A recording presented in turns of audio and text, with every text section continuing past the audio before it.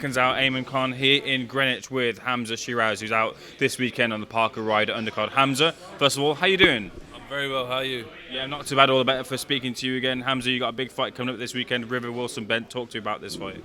Listen, it's a great fight. Massive respect for him for taking the fight. He's game, he's coming to win, he's a solid fighter. And really and truly, in his case, he's got nothing to lose. He's coming here almost fighting like the golden boy. And I've got to put on a solid performance to beat him. Ain't going to be easy. Definitely ain't going to be easy. But yeah, we're more than ready to do it. You mentioned that you got to put on a solid performance because he's a good fighter. But have you got to put on a good performance, not only that, but just because other fighters in the stable who you might potentially fight down the line have been in the mind's eye and have put on good performances too? Yeah, no, listen, ain't none about that. Whether, God forbid, I have a bad performance or a good performance, regardless, I got to get the win. But I ain't in there to impress the others, like the other middleweights watching me, because when I get in the ring with them at the end of the day, it's a different story. My job is to get in there and beat River Wilson Bent. It's as simple as that. Hamzah, you've had some time now and you've bedded in now with Ricky. How do you feel you've grown as a fighter in terms of your day-to-day progression and then in the ring as well? Yeah, no, progression's definitely, we're heading the right way. Otherwise, I wouldn't be with Ricky. It's as simple as that.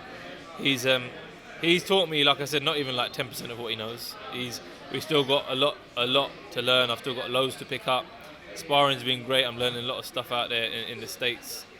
And yeah, even having JOE GOOSSEN around in the gym when he's training his fighters, learning a lot of him, getting advice of him, it's great, and I'm definitely blessed.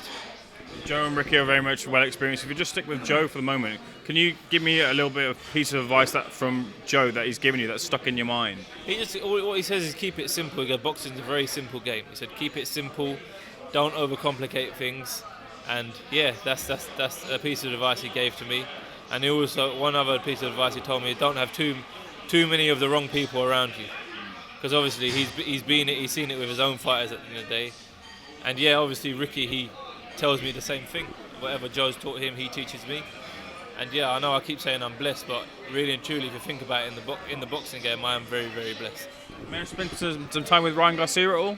No, I've been training in the gym when he trains, but I haven't really spoke to him, because when he comes in the gym, you imagine there's loads of people coming in the gym, like media reporters, newspapers, so they all hound him, and it's a bit hard to speak to him. But maybe one day when it's a bit quiet, I'll definitely have a chat with him. Now, let's just reflect a little bit. Torres, who's your last opponent, that was a very interesting fight for you. Hamzah, when you're in the ring, it's always a good fight, but that was a fight where you had him down, went for the finish, and then got put down yourself. As the dust has firmly settled on the fight, how do you reflect on that performance? It was a decent performance against definitely a good fighter. I learnt a lot of things that I shouldn't do, a lot of things that I could do more. Took the pros, took the cons, and like I said, we got River Wilson Bent in front of us, and hopefully the mistakes I made in the last fight, inshallah, I won't make again in this fight. And progression is going the right way. With the plan to get the win at the weekend, will you be pushing Frank for that big fight in 2023? Whatever he's got planned for me, really and truly, because I'm not in a rush. I'm not in a rush to fight for these world titles just yet.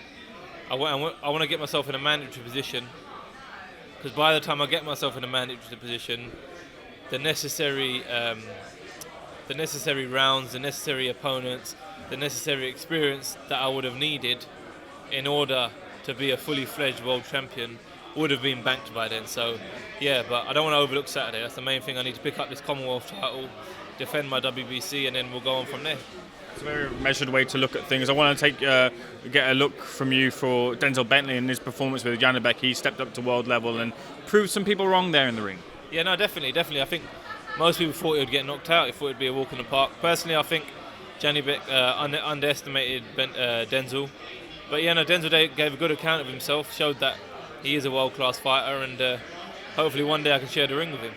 Yeah, speaking to Francis Warren, it seemed that the path and trajectory for yourself is maybe that you and Denzel face each other in the ring in 2023. You think that's the likeliest path? As long as I get through Saturday, all my focus is on Saturday for now. I don't want to talk about who I'm fighting after this. I got, like I said, a tough opponent in front of me, and I need to get the job done there first. And if I just get your thoughts on a couple of things before I let you go. We mentioned Ryan Garcia. There's talk of Gervonta Davis and Ryan Garcia happening in 2023. Hopefully we do get that fight as boxing fans. What do you think of that fight? It's a great fight for the fans. It's a great fight for Gervonta Davis. Personally, I think it's too soon for Ryan Garcia. But what you got to respect here is he's giving the fans what they want. And sometimes it's a good thing for the fans, but in terms for himself, I think he should have had a few more tune-up fights or step-up fights before he got to Gervonta Davis. But at the end of the day, he's fresh, he's young, and he's got a punch, so he's definitely got a puncher's chance. I'm not totally writing him off, but I edge towards Gervonta Davis. The headline in this bill is Zach Parker of Queensberry versus John Ryder, matchroom cross-promotional fight there. Good fight in the offing. What do you see in that fight? That's what you call a 50-50 fight. You've got someone who's experienced being John Ryder, who's been in there with Daniel Jacobs, world-class fighters, and then you've got the young, up-and-coming, hungry lion in Zach Parker. My support and my prediction is a Zach Parker points win, and hopefully he pulls it off. Hamzah, when you look at the middleweight division, there's a lot of movement going around. You've got Charlo in there, you've got Golovkin who's aging in there. When you get to world title contention, who do you expect to be holding titles when you get there? It's a tough one, that, because you don't know what direction everyone's heading in. Almost you've got to look at Golovkin, how long is he going to be there for? You don't know with him, you really don't know. He could retire tomorrow or after his next fight if he wanted to. Johnny Beck, strong possibility he'll still be there. Charlo, you don't know, maybe, I don't know. Would he still be here, or has he moved up to 168 or not? I don't think so. He hasn't? No, apparently there's talks of him moving up to 168. Right. But let's see where that goes. I reckon what will happen is it will either vacate and a few of the belts will be vacant, or he's going to fight with Johnny Beck and then there'll be a unified champion and they'll move up and then it'll be all vacant again. So let's see. There's loads of possibilities, so let's see what happens. What are your thoughts on Anthony Joshua? He said he's a free spirit now and he's going to pick the brains of a number of coaches. Has he been to JOE GOOSSEN yet, do you know, or been around there? And what do you think of that approach as well? He hasn't been. I was shocked because when he done his America tour, I was expecting him to come through, because Joe's stable now is 90% heavyweights. He's got Frank Sanchez and he's got 3 up-and-coming heavyweights. So it's definitely someone, if I was personally just someone I'd go to look at, to talk to. But I think being a free spirit won't really do much for him. I think he needs to tie himself down to one trainer and just ride out the rest of his career with an American trainer now. Because in terms of knowledge, it's unbeatable. Or he should go back to Tony Sims, who he started with.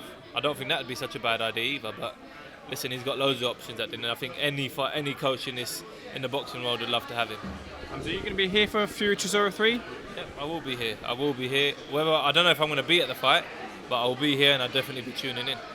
And finally, give me the final word. What happens when you step through the ropes this weekend? You expect a great fight. Expect a fun fight for the fans, and expect a Hamzah Sheeraz win, inshallah. Hamzah, pleasure speaking to you. Thanks for speaking to SecondsOut. Wishing you all the best. Thank you very much.